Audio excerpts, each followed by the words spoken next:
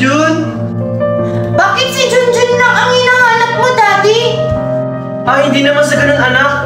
Di ba nga gusto mag-aral ni Junjun, yung kapatid mo? Kaya yun, in-enroll ko siya. Talaga po, Papa? In-enroll niyo na po ako? So, ibig sabihin, makakapag-aral na po ako? Oo, Junjun, makakapag-aral ka na. At hindi lang yun, parehas kayo ng school na papasukan ni Megan. Ano, Daddy? Parehas kami ng school ni Junjun? Hindi siya bagay doon!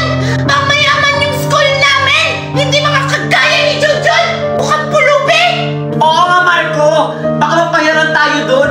Alam mo naman, nagkilala tayo sa school nila, Megan. Nakakaya sa mga classmate ko, Daddy! Baka malaman nilang may kapatid akong pulubi! Tama na nga yan. Tsaka Megan, hindi pulubi yung kapatid mo. Ganun pa rin yun! Galing pa rin siya sa basurahan! Ayusin mo lang talaga, Marco. At ikaw, Junjun, huwag na huwag ka magyayabang. Hayaan mo na sila, Junjun. Kakausapin ko sila. Oh, Yaya! Asikasuhin mo na yung baon ni Megan! Pababa na yun! Bilis! Asikasuhin mo na! Ay, sorry po, Mama! Ito na po! Asikasuhin na po! Bilisan mo na! Bilis! Akala mo siguro, Junjun, makakapasok ka ngayon sa school.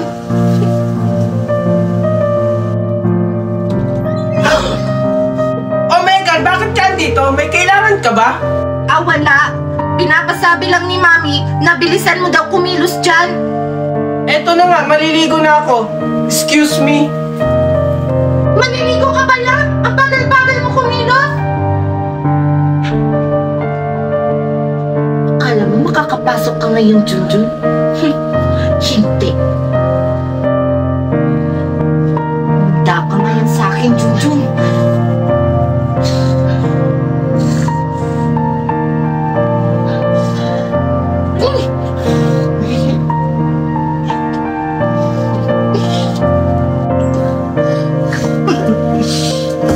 Oh, Junjun! Ba't ngayon ka lang naligo? Malilita kayo ni Megan, oh! Maaga pa naman po. Anong maaga? Huwag mo nga kayahin yung school mo dati sa school nila, Megan. Mami, nakahanda na po ako. Wait lang, Megan. Ito kasing isa, pabagal-bagal. No! Ayoko yung kasabay sa school, Mami! Mauna na lang tayo! Kung ayaw niyong kasabay si Junjun, ako na lang maghahalad sa kanya. Sige, Junjun, magbihis ka na. Sige po.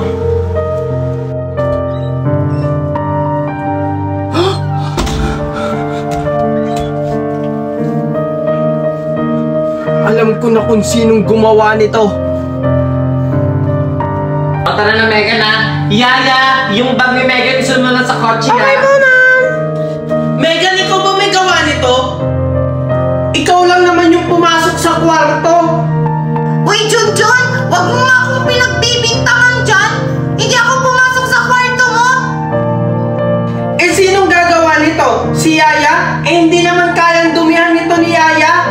Oh, Megan, totoo ba yung sinasabi ni Junjun na ikaw nagdumi ng damit niya? Hindi po, Mami! Hindi ko po yan magagawa! O, tignan mo, ikaw, Junjun, huwag na huwag mong pagbibigtakan yung anak ko. O ano na naman kaguluhan yan? Daddy, si Junjun kasi pinagbibintangan niya ako na ako daw nagdumi sa uniform niya! Kahit hindi naman! Totoo ba yun, Junjun? Wala naman pong iba magdudumi ng uniform ko kundi si Megan lang. Siya lang po kasi yung pumasok sa kwarto ko. Megan, magsabi ka nga ng totoo? Hoy, Marco! Huwag mo ang kinakampihan yung anak mo sa labas. Hindi ko siya kinakampihan, Valerie. Ang sa akin lang, kung siya ba talaga yung nagdumi ng uniform ni Junjun. Eh bakit naman kay Junjun na madumi yung uniform niya? Kasi pulubi siya! Sumusobra ka na, Megan. Dahil dyan, walang papasok sa inyo. Pero Daddy... Walang pero hanggat wala sa inyo ang umaamin. Huwag na lang po, Papa. Kaya ko naman pong labahan to. Hindi, Junjun. Sobra na kasi yung ginagawa sa'yo. Oo na, Daddy! Kasalanan ko na! Ano, Junjun? Masaya ka na? Hayaan mo na sila, anak. Papasok ka sa school. Tara! Anak, Megan, bilisan mo dyan. Magsha-shopping tayo. Mami? Ngayon na tayo magsha-shopping? Kaya nga, bilisan mo dyan kasi ngayon tayo magsha-shopping. Sige po, Mami. Oh, Manong, anong ginagawa mo sa harap ng bahay namin? Andyan po ba si Sir Marco? O bakit? Anong kailangan mo sa asawa ko?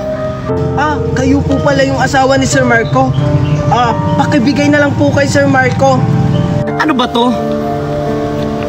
Basta, si Sir Marco lang yung nakakaalam yan. O sige po, alis na po ako. Manong, wait ang Teka, ang bilis naman ng Manong na yun. Ano kaya binigay niya kay Marco? Parang hirap buksan nito.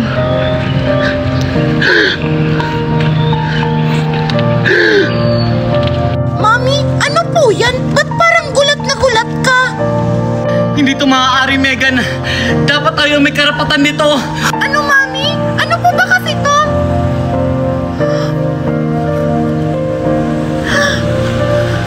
Hindi to maaari, Megan. Marco! Wala kang iyong bata ka! Ito po yung tita! Wala kang iyong bata ka! Kaya ka pala pumunta dito para kagano ang lahat ng alaarian na dapat para sa amin! Tita, wala po akong alam dyan! Kahit tita! Wala akong pangalan para sa amin! Ano to, Marco? Tama na, Valerie! Junjun, okay ka lang? Ano ba kasi yan, Valerie? Ano ito? Ha? Ayan! Tasahin mo! Bakit ka ganun, Marco? Akala ko ba kami yung tagapagmana? Ba't mas pinili mo yan si Junjun kaysa sa amin, Daddy? Eto ba? Kaya kayo nagkakaganyan? Ikaw, Valerie, kaya mo lang pala ako minahal dahil sa mga ari-arian na ipapamana ko? Hindi, Marco! Wala akong pakialam sa pamana na yan! Ang sa akin lang, bakit napunta lahat ng pamana sa bastardo mong anak?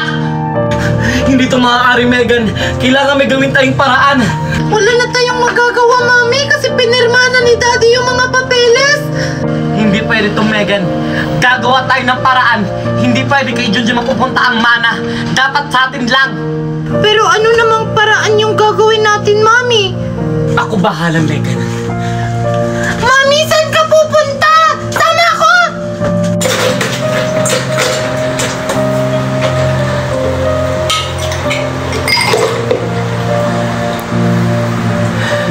Junjun!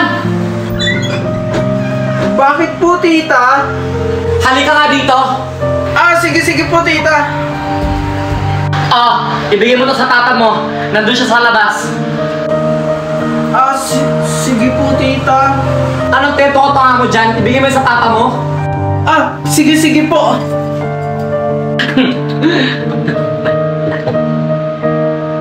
Manong, pakilinisan na yung garahe dyan na after nyo dyan, pakibuhat na lang din to. Papa, inom muna po kayo ng juice. Salamat anak, nag-abala ka pa. Manda ka, Junjun. Teka, Junjun, ba't ganito yung lasa na ito? Tsaka, parang hindi ako makahinga. Tsaka parang nahihilo ako. Papa, ano nangyayari sa'yo?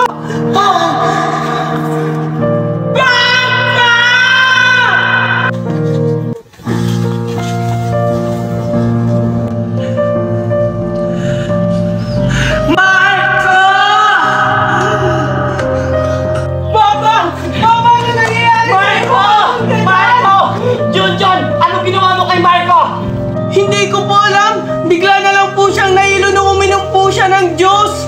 Sinasabi ko na nga ba? Nilaso mo yung asawa ko! Hindi ko po yun magagawa kay Papa! Di ba po? Kayo po yung nagbigay ng inumin para kay Papa? Oo! Ako ang nagbigay sa'yo ng juice.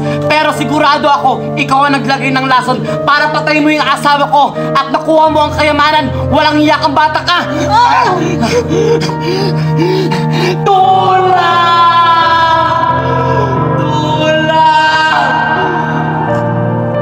Megan, pabilisan tayo tumakbo kung sino mas mabilis. O sige! Sure ako na ako yung mananalo kasi ako yung pinakapabilis tumakbo. Tingnan na lang natin. Ready, get set, go!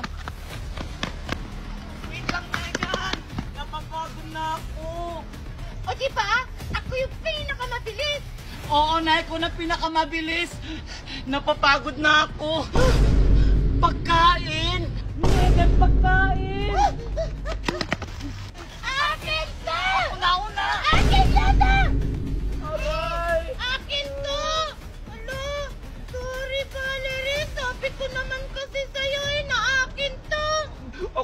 unang nakakita niyan eh. Ikaw nga una nakakita, pero ako naman ang una nakapulot. Kahit na, ang sakit-sakit pa rin nun eh. May isa pa. Totoo yun. Walang meron. Sana yun eh. Dalawa sana yung akin. Pero okay lang. Meron naman ako. Hala! Ano to? Hala, ba't may ganyan ka? Sa akin wala. Saan mo yan nakita? Dito ko lang nakita sa likod ng biscuit. Ha? Sa likod? Wala naman ah. Ay, eto pala.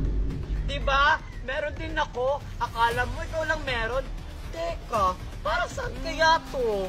Kaya nga, yan nga yung sana yung sasabihin ko. Ano? Mega!